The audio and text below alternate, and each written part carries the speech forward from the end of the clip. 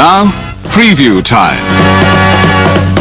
So let's take a look at what's coming your way.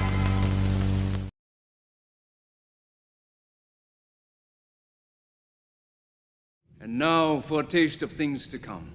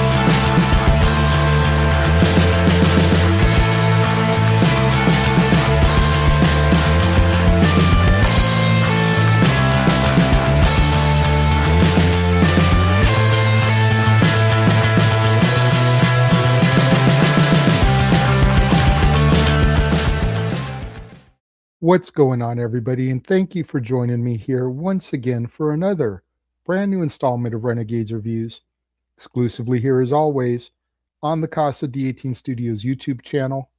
I, of course, am your host, the Renegade JJ Williams, thanking each and every one of you for coming back and joining me here in the theater. Now, today, we're going to finish our journey in the Land of Oz. I don't think it bears repeating, but if you're only joining me for the first time, I've gone through the film based on a chronological timeline of when things happened, not when the movies were made. As I've stated a few times before, I knew there were going to be discrepancies between the films going in.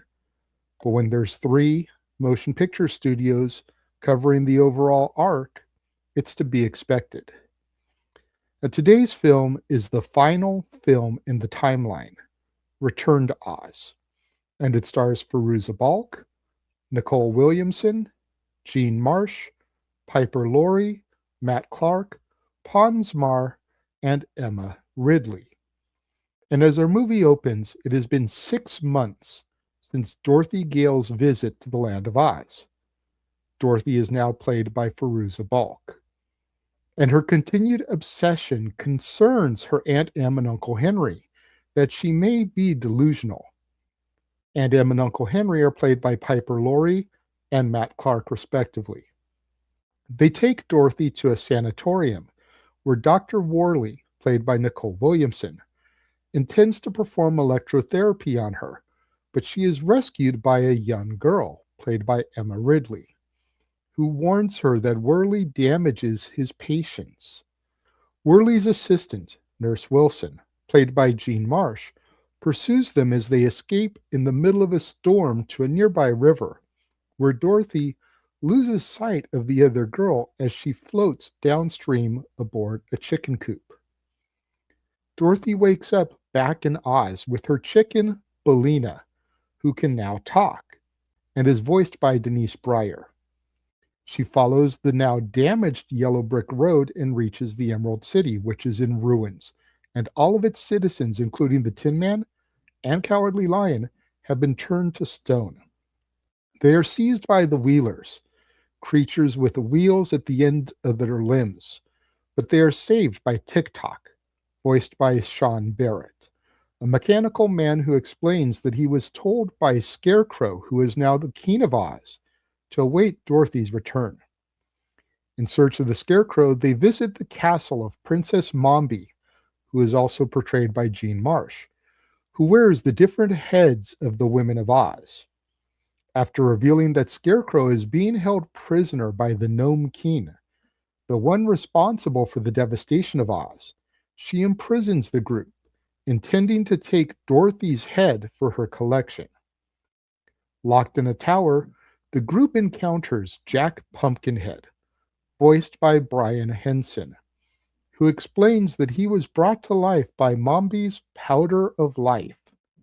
In order to escape, the group constructs a flying creature from furniture and the head of the Gump, voiced by Lyle Conway, which is a moose-like animal, and Dorothy steals the powder from Mombi to bring him to life. Discovering them, Mombi has the Wheelers pursue the Gump as he flies the group across the deadly desert to the Gnome King's mountain. The Gump eventually tires and crashes on the mountain, where Dorothy is briefly reunited with the Scarecrow before the Gnome King turns him into an ornament.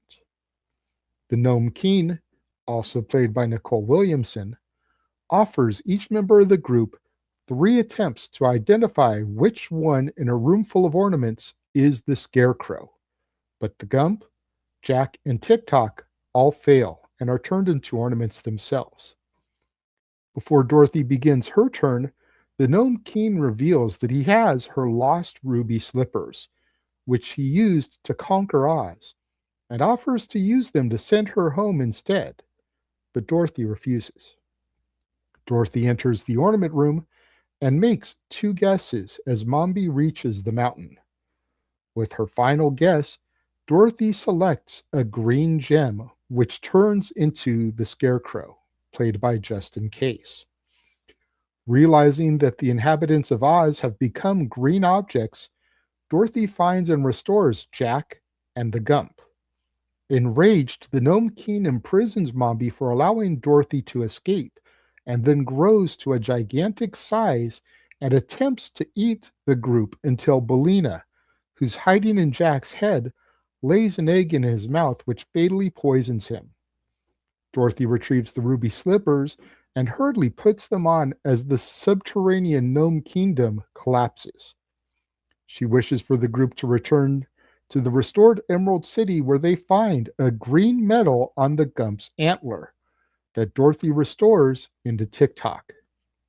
When Dorothy is subsequently asked to be the Queen of Oz, she desires to return home. Princess Ozma, the girl from the sanatorium and the rightful ruler of Oz, who was imprisoned in a mirror by Mombi, is then freed and ascends the throne. Dorothy gives Ozma the ruby slippers, and she uses them to send Dorothy home, promising that she can return to Oz again if she wishes, while Bellina chooses to remain. Dorothy is found beside a riverbank in Kansas by Toto, Uncle Henry, and Aunt Em, who tells her that the clinic burned down, and everyone except Worley survived, while Nurse Wilson was arrested for assisting in Worley's experiments. Dorothy returns home and sees Ozma and Belina through her bedroom mirror. She calls for Aunt Em, but they signal for her to keep Oz a secret as our movie comes to its end. Now, being as old as I am, and for those of you that are new to following me, I'll be 50 in August. This film has been a part of my life pretty much since its release, and I still enjoy the film as much today as I did when I was a child. A lot of people criticize Return to Oz for its darker nature, but a lot of film historians will tell you that this film is a lot closer to the Baum novels than The Wizard of Oz is. So take that for what you will. I know the Wheelers gave many an 80s kid nightmares, but not me. I guess even at a young age, before I got into horror films, I enjoyed the creepier side of the cinema. This film, like its predecessor, has little nods in Kansas to the Land of Oz, much in the same way that Professor Marvel, Elmira Gulch, Hunk, Hickory, and Zeke all became the Wizard, the Wicked Witch, the Scarecrow, the Tin Man, and the Lion, respectively. Here we had Dr. J.B. Worley, Nurse Wilson, and the nurse's head assistant, as well as the girl in the hospital, all turn into the Gnome King, Mombi, the head wheeler, and Ozma, respectively. Heck, even the machine that Dr. Worley was going to use for the electroshock therapy crossed over, becoming TikTok. I also believe, and I've never had it confirmed by Tim Burton, but I strongly believe that Jack Pumpkinhead was the inspiration for Jack Skellington in The Nightmare Before Christmas. At the very least, the Pumpkin King portion of his persona. I really do wish more people would acknowledge the greatness of Return to Oz, as despite its darker nature, I feel like it's a fantastic film that deserves to be more than a cult classic. So when it comes to Return to Oz, I give it 4.5 out of 5 stars. But tell me, what do you guys think of Return to Oz? Have you guys seen it? Do you agree with me that it's a classic in its own right? Let me know. Leave your thoughts in the comments below, and let's have that conversation, that discussion, that debate, that interaction, that discourse, that engagement that I'm always trying to get out of you, my loyal viewers. Make sure you give the video a thumb up and leave a comment of some sort, as it'll help boost my visibility in YouTube's algorithms, and it'll help other people who enjoy movie review content discover my content. And until next time, when we return here to the theater in the Casa D18 Studios YouTube channel, I have been your host, the Renegade JJ Williams, thanking you guys for joining me here this afternoon, and I will catch you guys next time.